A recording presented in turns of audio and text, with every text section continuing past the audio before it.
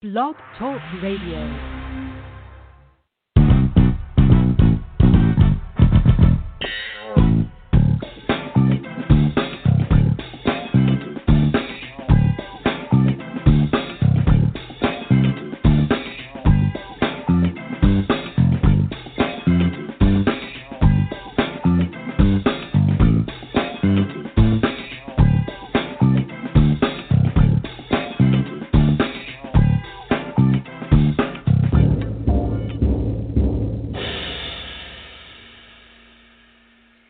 Today is Monday, April 6, 2020, and this is Foxology.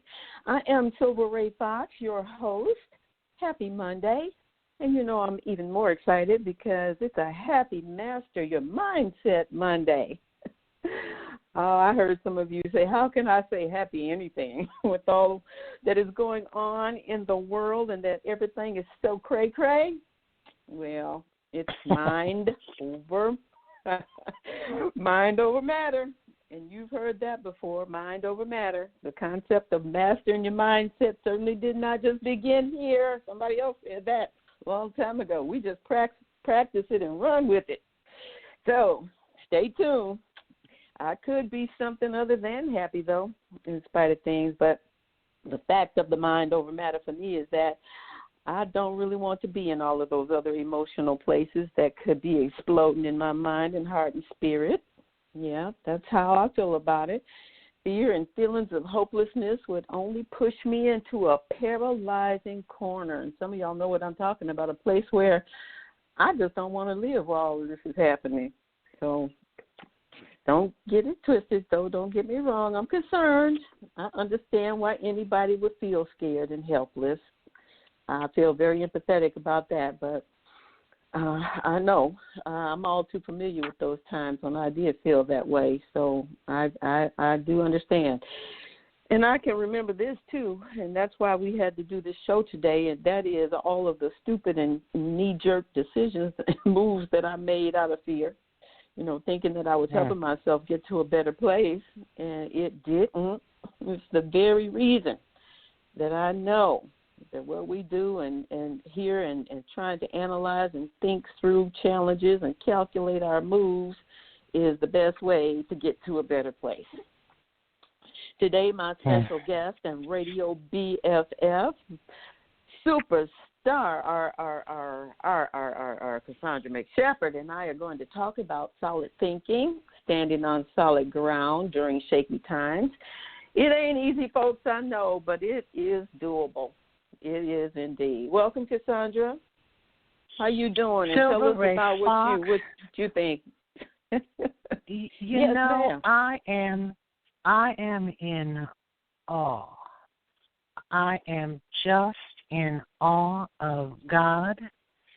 I am in awe of what is happening, because if God is, and for me that's not a question, I say it as a statement, as the beginning of something. If God is, then God is in everything, and God is everywhere. And there can be nothing that happens in this universe of his creation and our interpretation where he is not.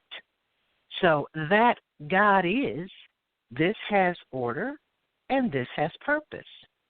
What has been out of order and what has gone rogue without purpose is us.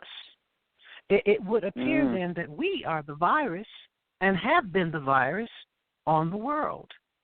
But that God, universe, is seeking, reclaiming some balance, I say so be it. I say so be it. As we were talking, as you and I have been, you know, sticking close to home, which is each other, and instead of succumbing to the noise and the news and the repetitive noise of the news, we have been seeking a higher ground. A friend of mine said she had she had not an understanding but an overstanding. Which do we love that? Of this.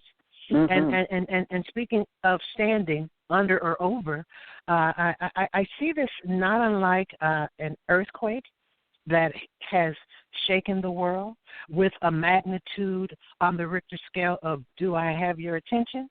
Are you listening now? I love you because that's what God is. But I love you. Yes. But can you hear me now? And so, of course, my 15 years in the Bay Area gave me an intimate understanding of what it feels like when the ground, when the world that you stand on, when everything that you think you know, when you're acting out of your own self-interest and your own understanding, those things that, of course, those ends that benefit your point of reference, when all of that begins to shake under your feet, and you have been made to sit down and pay attention. Sit down. How then where do you sit? How do you stand on solid ground when everything you know is being called to question?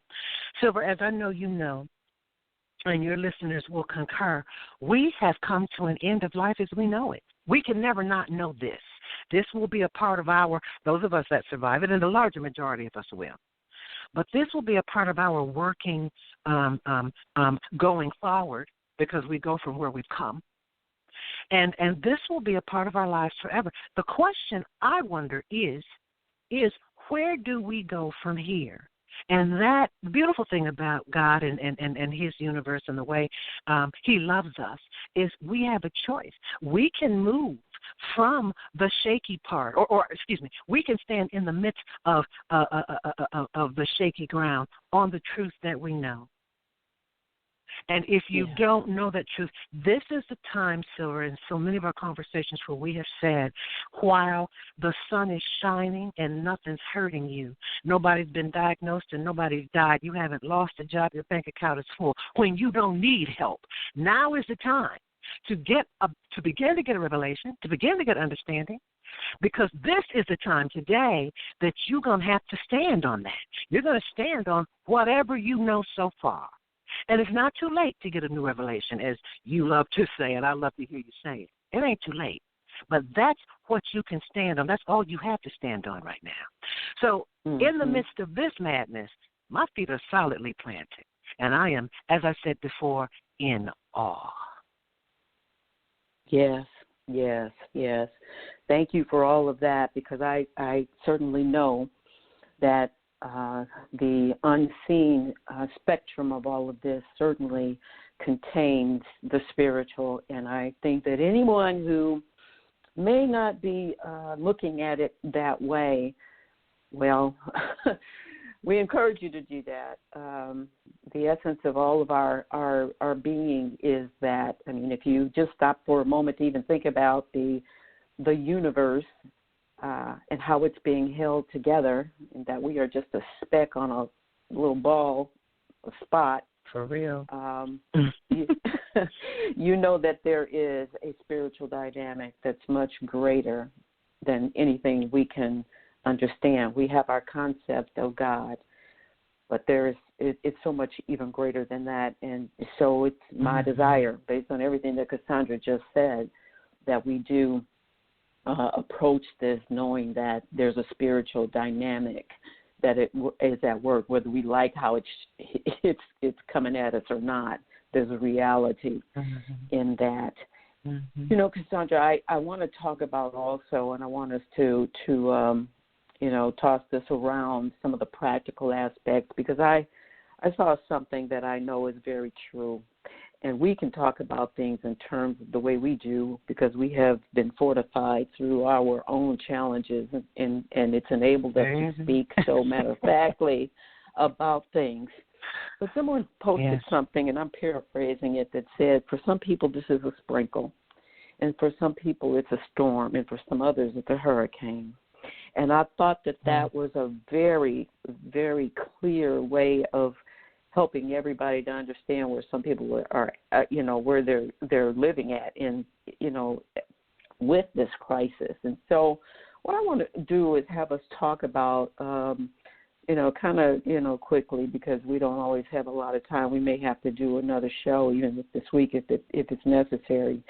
but to talk about how we take what we have from our spiritual understanding and put it into a practical play in our lives, because whether you're in the sprinkle, the storm, or the hurricane, you do have to ask yourself, where are you now? Where are you at in all of that? And you got to deal with that in its whole reality, in its total reality, because I know that means some people are filled with fear and despair. They can't see the light at the tunnel. And for some people, as you said about this is going to be something we never forget in our lifetime, those of us who are in it. This may be your first rough time ever, and you just really don't know. You're hanging in the balance. So I want to talk about three things, and I know you offer some powerful things about in the meantime, in the between time. But let's talk about first things first. Then let's talk about in the meantime, in the between time, and then your next. What's next for people? So one of the things I wrote down with first things first.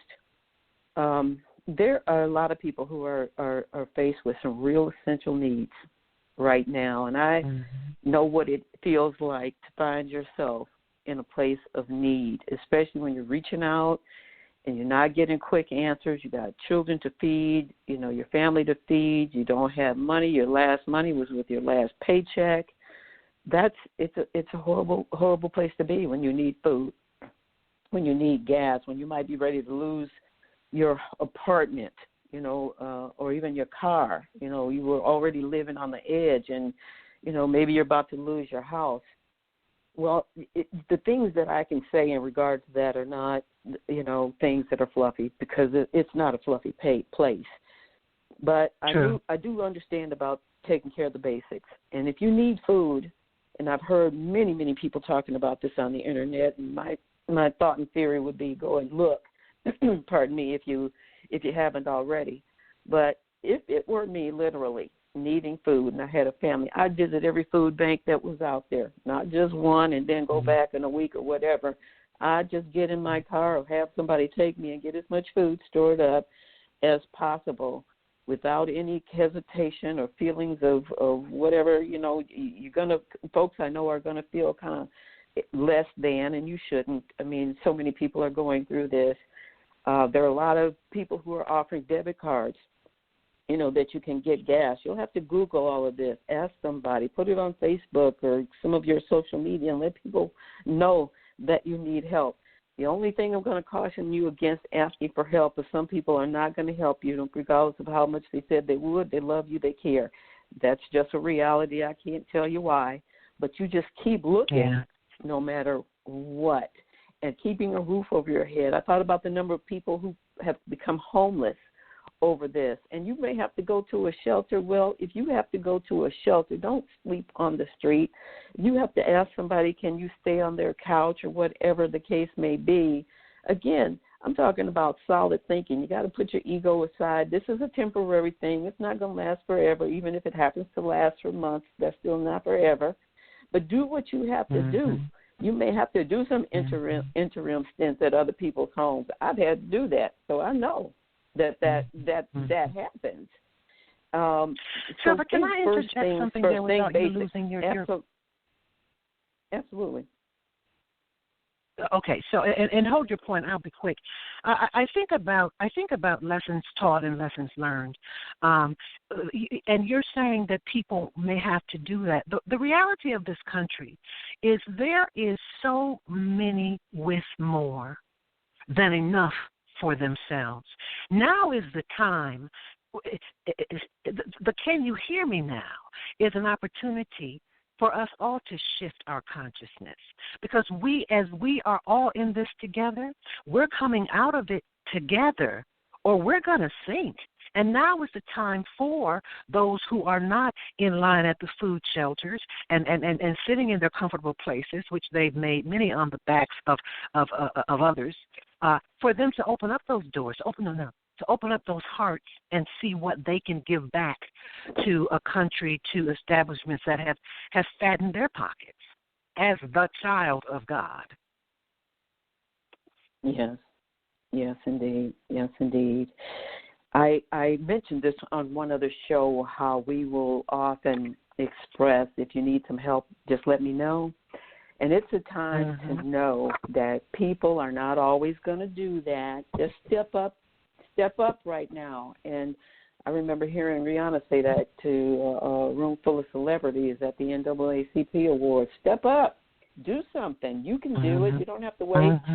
You know, and I remember being in a time where it was really difficult to me, and people said to me, we didn't have any idea you were going through a rough time.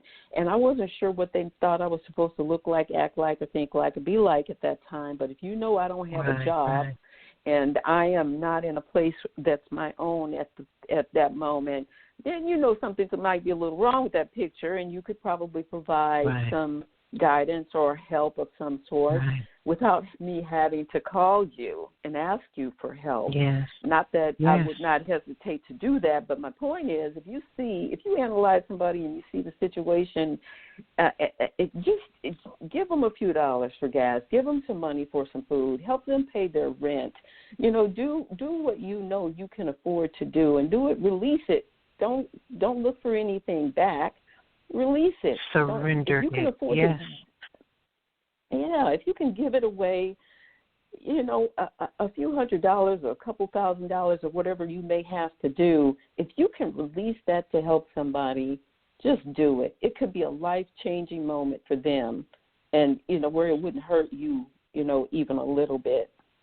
Another thing and that the reality is it not, Silver, is that it's an investment in the world you live in. All right, I'm done. Go on. I was going to say another big critical thing going on is everybody's kids are at home, and I know there have got to be a gazillion parents saying, I have no idea how to homeschool a child. I have no idea what that means.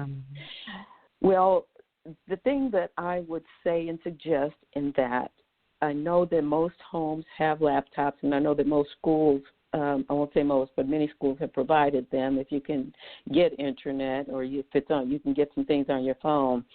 I would say put your kids in front of as many educational programs as possible, rather than just playing games all day or watching movies.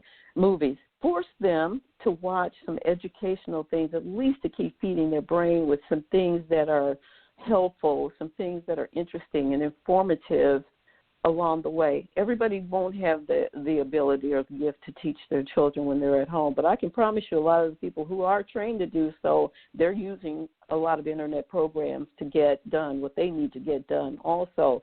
So take advantage of that. And I'm not saying they have to sit in front of a TV or a screen all day, but, you know, take a little break, an hour here, an hour there, another hour, you know, later on, but try to help them stay in the frame of mind that they're getting schooled while they're away from their regular school environment. I think that's important. Cassandra, I'd like you to talk about the meantime, in between time. I know we've many times talked about that. Share your thoughts on that. What do you think are some of the things just people ought to be doing? You know, Silver, I just see this. Well, let's take a look at what we know, because again, we've all been asked to stay at home. There are many of us that are in that situation where we are home alone. There are many of us where we're in the situation where we're home with people that we know, obviously, our spouses, our children, our siblings. But we have been asked to, as I see it, sit down, just be still. This is the way you will stay safe, we have been told. So we are definitely in the meantime, in that space in between what we were doing before, and God only knows what we will do going forward. But God's invitation to us is always to ask. We are urged to be comfortable in the not knowing, because when we are living in a question, we are at least seeking an answer. And where do you go for any answer that you can count on, for real? And so if we are in the question, which is the meantime, the in-between time, and seeking an answer, then he's got our attention. And as we go to wherever we're going, we are invited to have a say in that.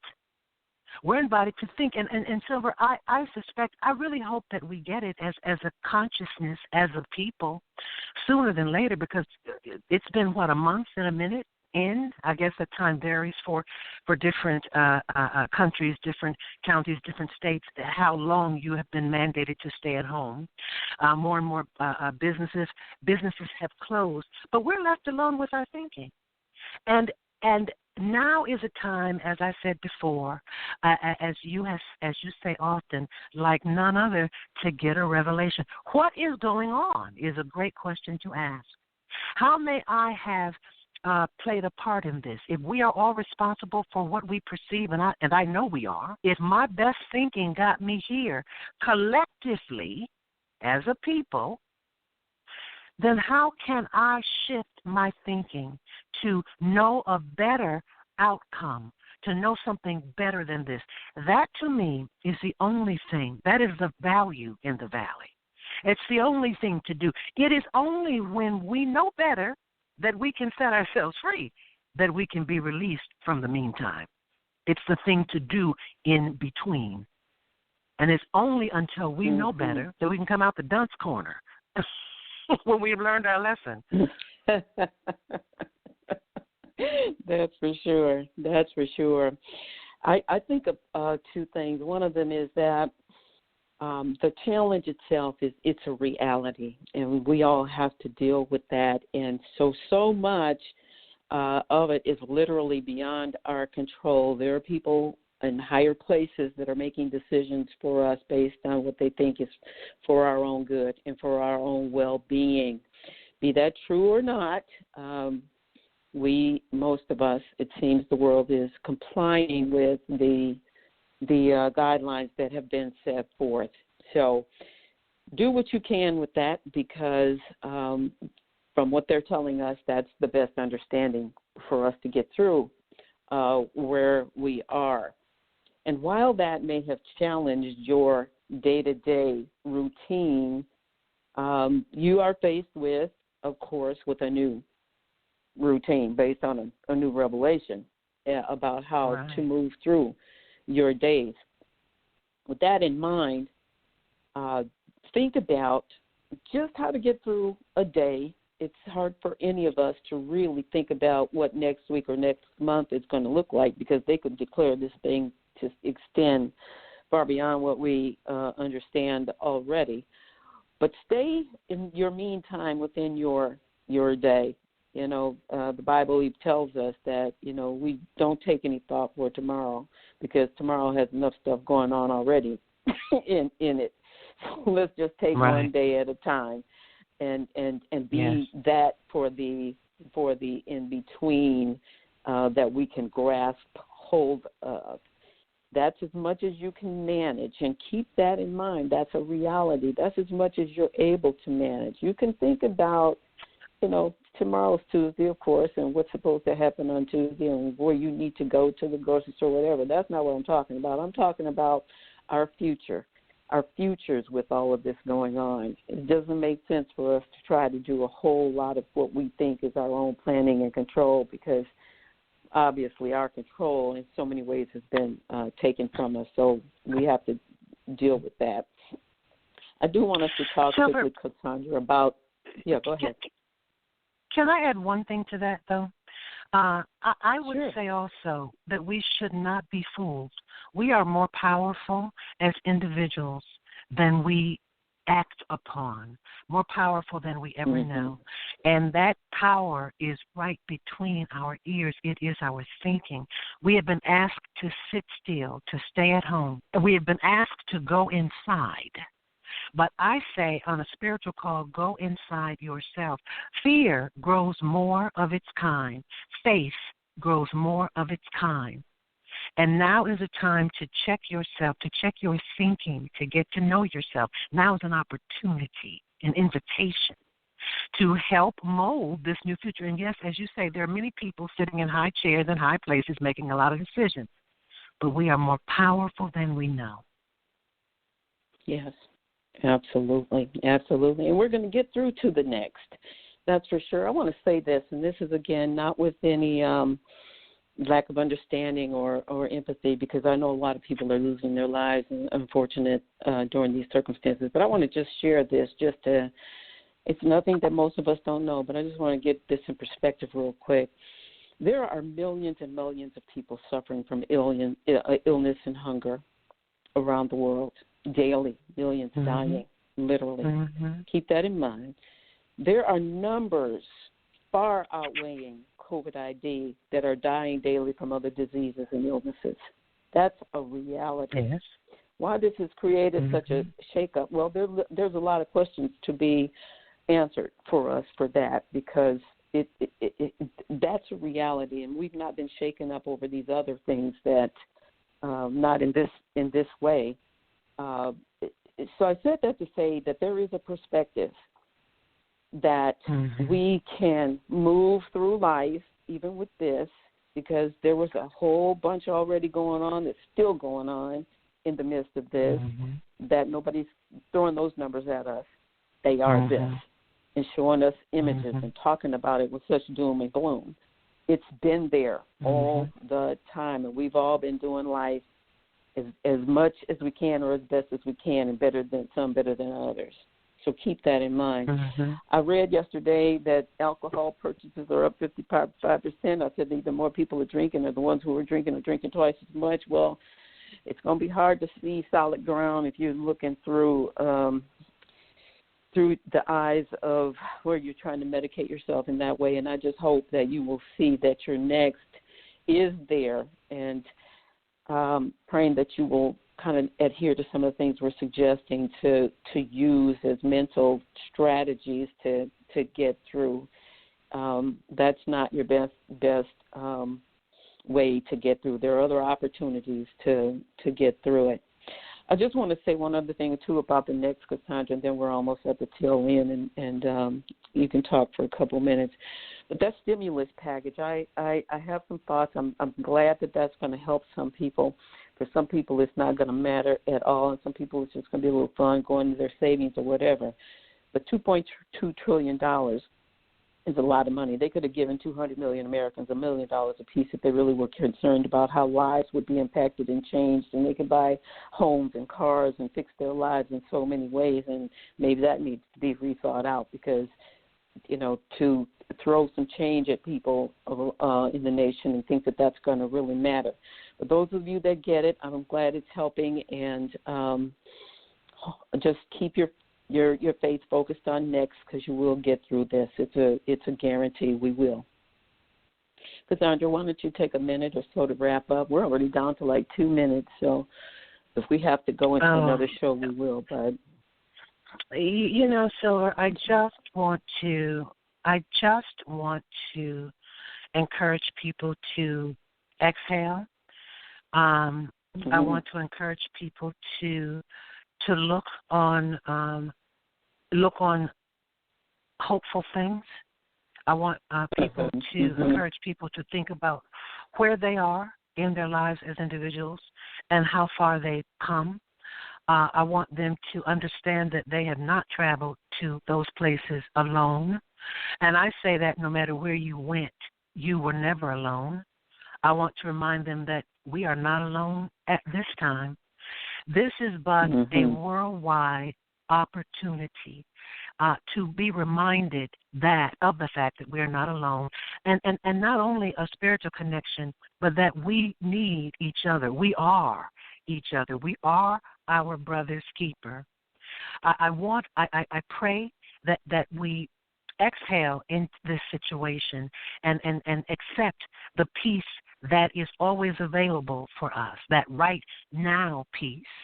And that we remember, again, as I said before, that we are powerful beyond belief. Yeah. Sitting in our homes. I'm going to have to cut you off right there. Yeah, oh, my God. Oh, my God. We're okay. less than 30 seconds left. That's okay. Thank you. But while the world is shaking restless, I want to encourage all of you to get your bearings. It's, if you pray, do more of it. It's going to take some time for all of us to get through this, but just know that you can. In the meantime, I'm going to suggest, until we talk again, be good, be safe, be blessed, and be awesome. Talk to you next time.